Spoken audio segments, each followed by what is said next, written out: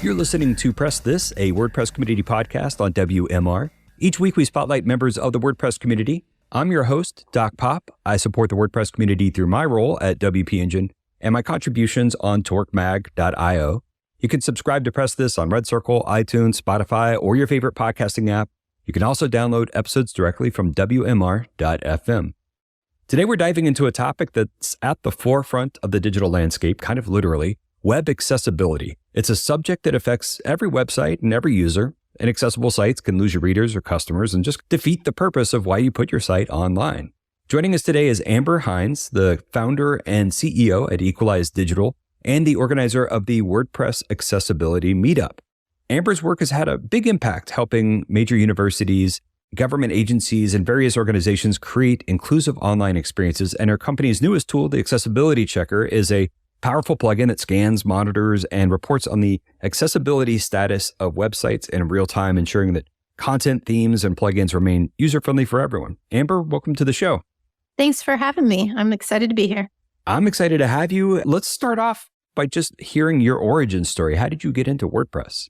Well, I started as a mom blogger on WordPress.com, and then I sort of transitioned over to .org when I wanted to be able to make more changes and have more control, because way back when I was on WordPress in 2009 on WordPress.com, you couldn't do any theme customization or plugin installation.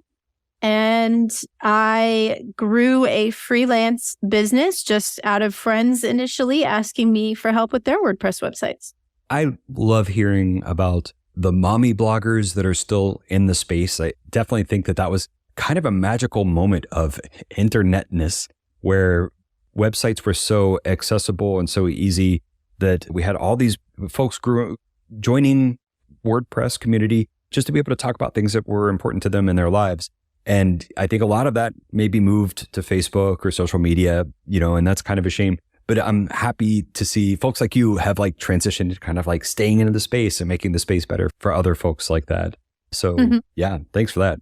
Well, why don't we hear a little bit about your company, Equalize Digital? What do you all do there?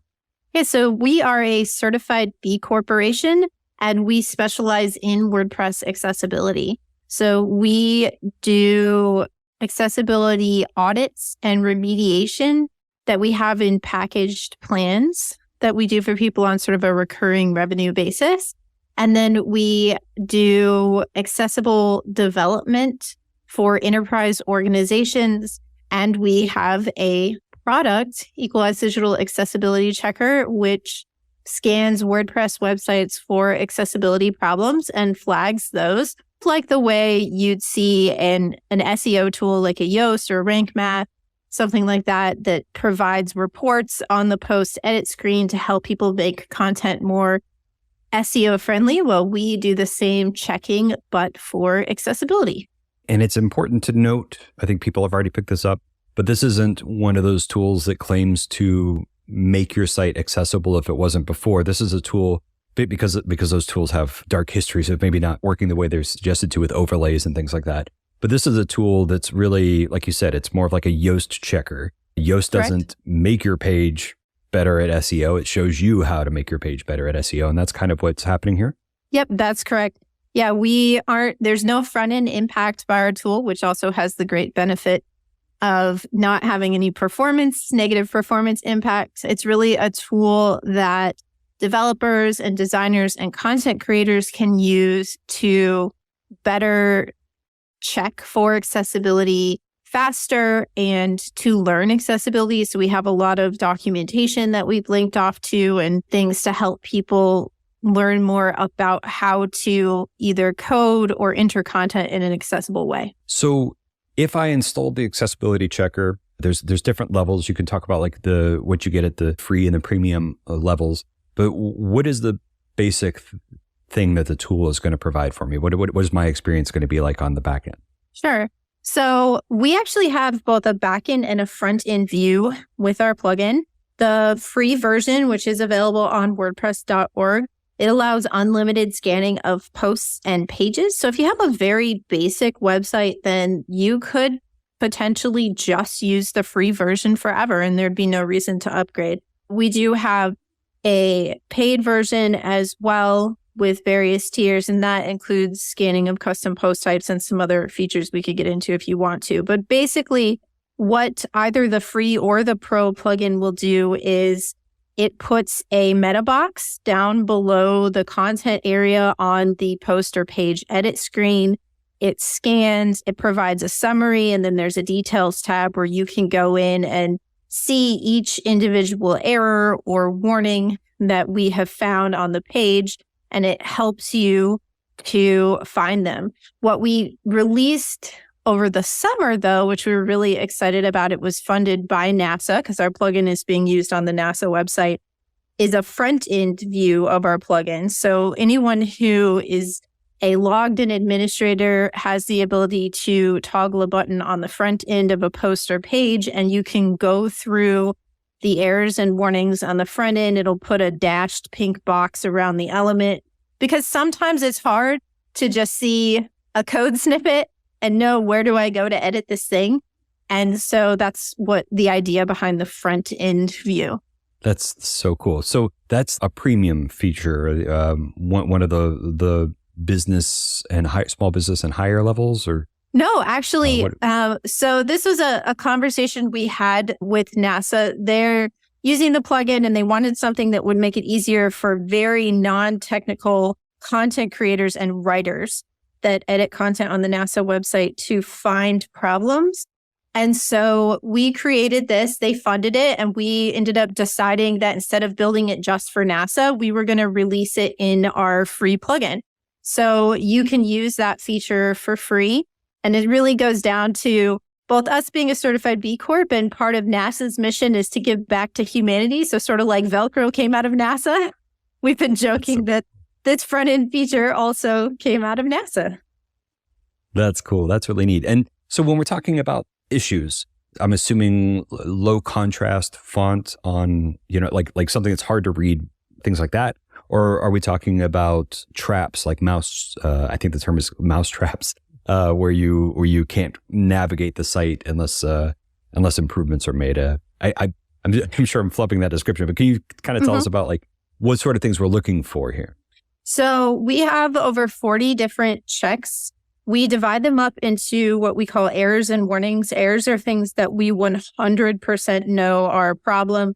So for example, a ambiguous link text. So the words learn more or the word here that is just linked and has no meaning. We know that's a problem because nobody really knows why they'd follow that link. What am I going to learn more about?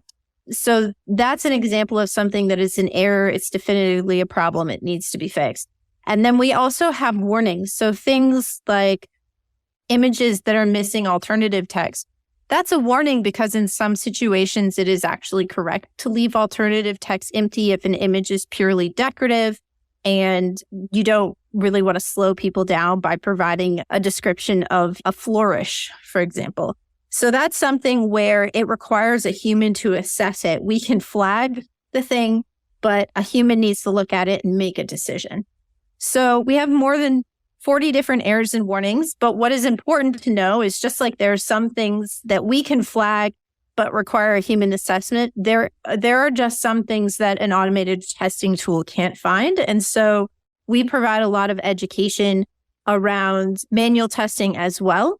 So you can use our tool to really quickly tell you all of the images that are missing alternative text, or all of the pages that have headings that have been entered out of order. And on a very large website, let's say you're working on a website with maybe even hundreds of thousands of pages, you can have the plugin scan all of those for you, and then you can figure out where you need to drill down and go in and take a look. And so it can really speed up testing.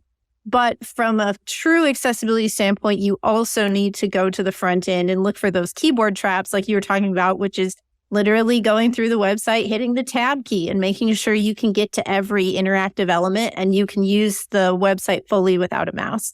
And of course, we always recommend people turn on screen readers and test with screen readers as well. That's a good spot for us to take a quick break here. When we come back, we're going to continue our interview with Amber Hinds about WordPress Accessibility Meetup groups and how to learn more about improving accessibility on your sites. So stay tuned after the short break. Time to plug into a commercial break. Stay tuned for more Press This in just a moment. Welcome back to Press This, a WordPress community podcast. I'm your host, Doc Pop. Today I'm talking to Amber Hinds, the CEO at Equalize Digital and the founder and organizer of WordPress Accessibility Meetups, as well as, I think, a few other events.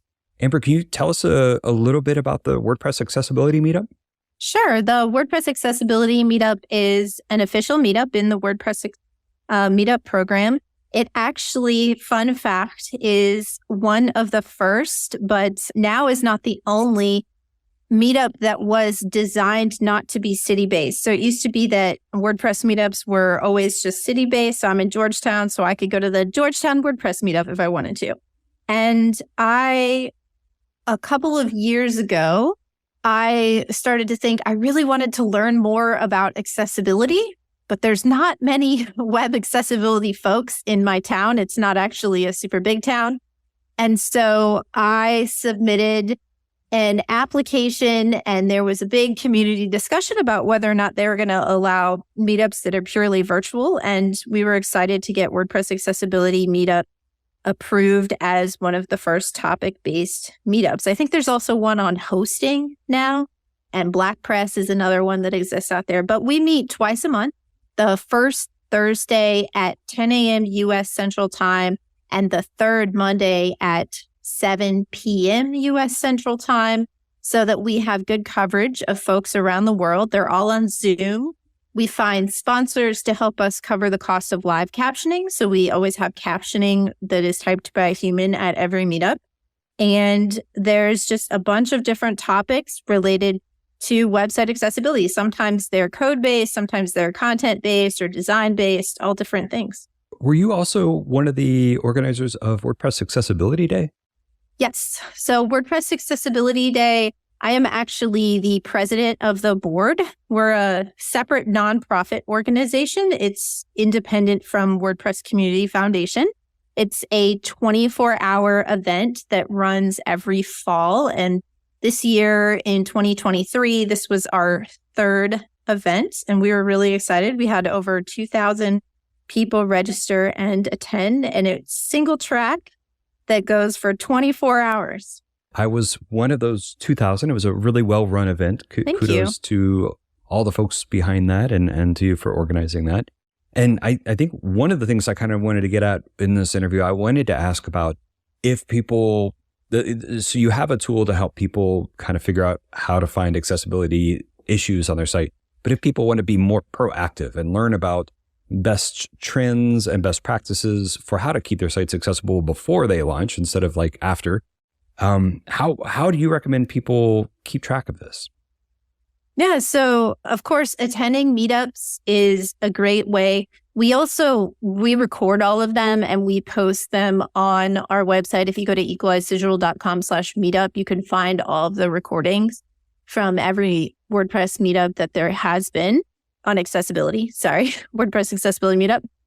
And then another way is there is a Facebook group that we run, WordPress Accessibility Facebook group, and that's a good place to connect or ask questions with people. I think one of the big things is just don't be afraid to get started. It doesn't have to be perfect. I think accessibility is very much a journey. It's not something that happens overnight. It's small things that you do over time. So you could install the plugin and start working on making some small fixes. You could make a point of saying, hey, every time I build a new website, I'm going to use the tab key and make sure that I can submit all my forms and use the carousel or expand accordions and read the content without using a mouse. So sometimes the best way to learn is to just dive in and start trying to figure it out. But I think the Facebook group and coming to the meetup is another way to really connect with people if you're not sure how. And then I've been working on putting out some content through the admin bar. It's the Accessibility Weekly. That is every week I post a post about one specific piece of accessibility. So that's another way that you can go and learn more. And you've been in the space long enough and in this particular topic long enough to maybe give me some feedback on how I feel like WordPress has started having an accessibility conversation more noticeably around the time that Gutenberg came out. Was when I feel like it was a thing that became gospel within the community, or definitely a higher focus thing. And I'm wondering if you've seen that, and also wondering how you feel WordPress as a core product right now is doing in terms of being accessible for users. I've definitely noticed in the last 2 years a pretty big shift in how aware the WordPress community and developers and agencies who use WordPress are about accessibility. I think it's partially tied to the increased legislation that has been happening in the United States. There's also a pretty big jump in that around the world post-COVID. And in Europe, there's the European Accessibility Act, which has a cliff and it's going to start doing enforcement in June 2025. So there's a lot of legislation, which is making people more aware of it, sort of like GDPR forced a lot of people to get on the privacy bandwagon. I think the other thing is there's a lot of really great advocates out there who have been doing a lot to speak and raise awareness about the importance of it. So, you mentioned Gutenberg and how a lot of people became more aware of it around the time Gutenberg was introduced. Well, that was really thanks to WP Campus, which is a nonprofit organization that has a Slack group, and they run a conference targeted on WordPress in higher ed. And they commissioned and paid for an accessibility audit of Gutenberg because there were so many concerns about how inaccessible Gutenberg was. And that audit really made a lot more people aware of accessibility. From a where we are standpoint, all of the problems in that audit have been addressed, but there is still a long way to go, especially in the block editor for accessibility. There are parts of it that can be extremely difficult for particularly screen reader users or people who use only a keyboard to be able to edit their websites. I think we really need to see more effort put in there. Currently, we only have one developer who is sponsored to work on the accessibility team, meaning he's paid, and he's only paid part-time. That's Joe Dolson. And I would really love to see more companies realizing how important it is. And if they have paid contributors to WordPress, or even if they don't, and they're considering sponsoring contributors to WordPress, to sponsor some to work on the accessibility team, because there are a lot of issues out there that just need a developer to be available and help them solve the problems and get them wrapped up. You mentioned WP Campus and the work they did there. I just wanted to give a huge shout out to Rachel Cherry. I remember Rachel was definitely leading a lot of awareness within the community. And I have to say it was folks like Rachel and folks like yourself doing the work that you do that put this more in my mind. It's not that I have like a giant site. I'm not NASA or anything, but I definitely think a lot more about this now. Even on social media, I use alt descriptions.